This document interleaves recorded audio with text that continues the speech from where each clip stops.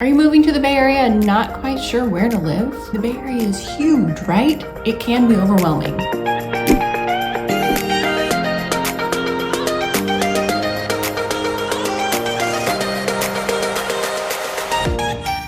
I'm Erin Anderson, a realtor here in the Bay Area, helping people find their next home. First, let's talk about what is the Bay Area. The Bay Area consists of 9 counties.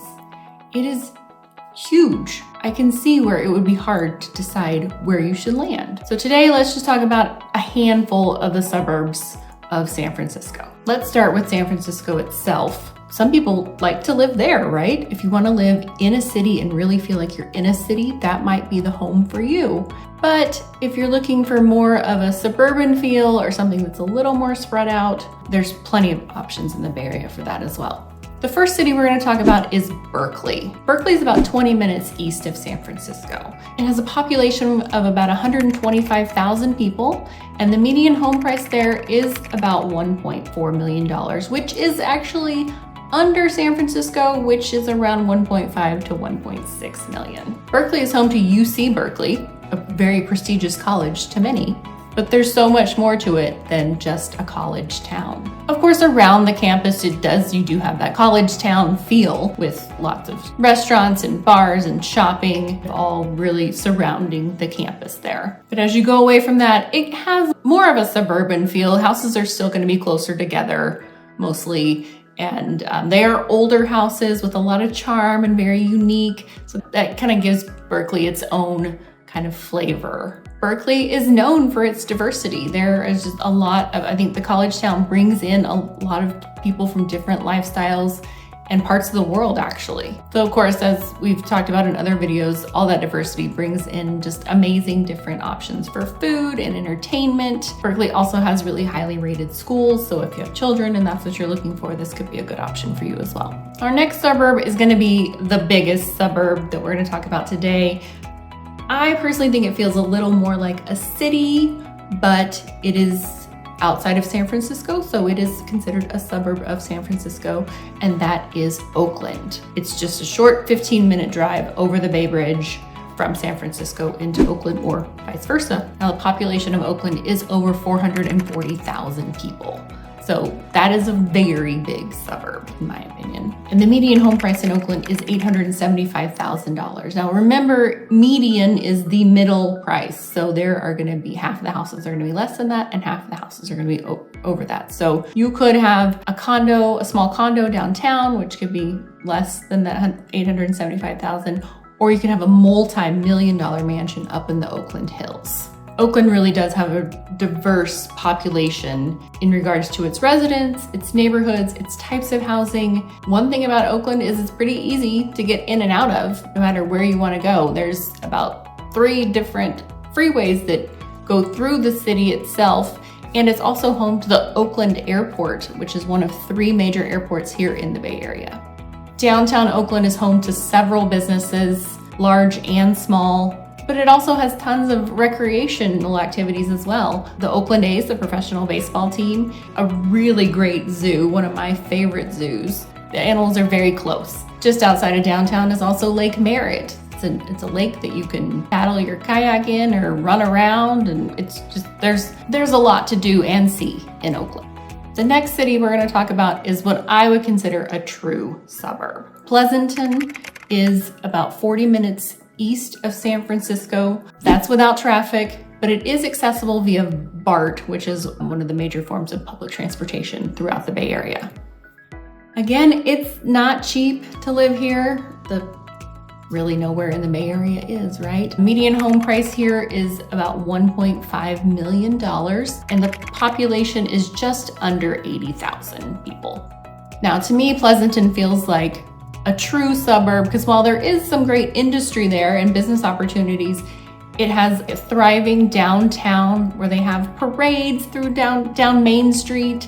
Downtown has restaurants and bars and wineries. The Livermore Valley is quite the destination for local wine lovers as well, those that maybe don't want to deal with the busyness of the Napa Valley. So if you live in Pleasanton, that is right in your backyard. The weather's also going to be a little warmer in Pleasanton. I should say a lot warmer in Pleasanton. It's more inland and in a valley, so Summer times can be very hot, and wintertime, as with most of the Bay Area, is relatively mild. Pleasanton schools are also very highly rated, so if you are, again, looking for a home where your children will go to great schools, Pleasanton may be a great option for you as well. The next city on the list is San Jose. Again, another one that feels a bit more like a city to me, but it is smaller than San Francisco, so it is considered a suburb. Actually, the population of San Jose is not smaller than San Francisco, and the population of San Jose is actually 1 million people. And the median home price there is about 1.3 million. It's also the furthest of our cities from San Francisco. It's about 50 minutes south of the city. Again, that's without traffic. As you probably already know, San Jose is the home of Silicon Valley. So lots of job opportunities just in the city of San Francisco or the very close surrounding areas, lots of tech opportunities there.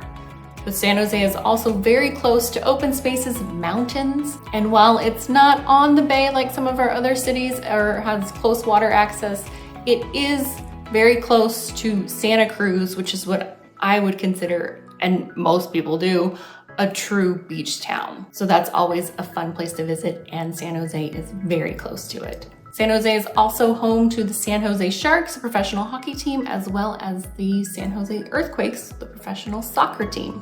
So if professional sports are something you like, especially ones that maybe aren't like in the top 3 that we normally talk about, this would be a fun place to live as well. San Jose has its own tourist attractions, one of which is the Winchester Mystery House, just a really interesting tour of a home that was built over the course of about 50 years, and some of it just makes no sense. So if you live in the Bay Area, close to San Jose, I would definitely recommend that tour. It's a really interesting place to visit. And of course, since San Jose is a bigger city, it does have a bit more of the nightlife. So if that's something you're looking for, if you want that close by, maybe San Jose is a good choice for you. Now, the last city we're gonna talk about is gonna be the smallest and actually the most affordable as far as Bay Area terms go. Walnut Creek is about 30 to 40 minutes north of San Francisco. It has a population of just over 70,000, and the median home price there is about $835,000.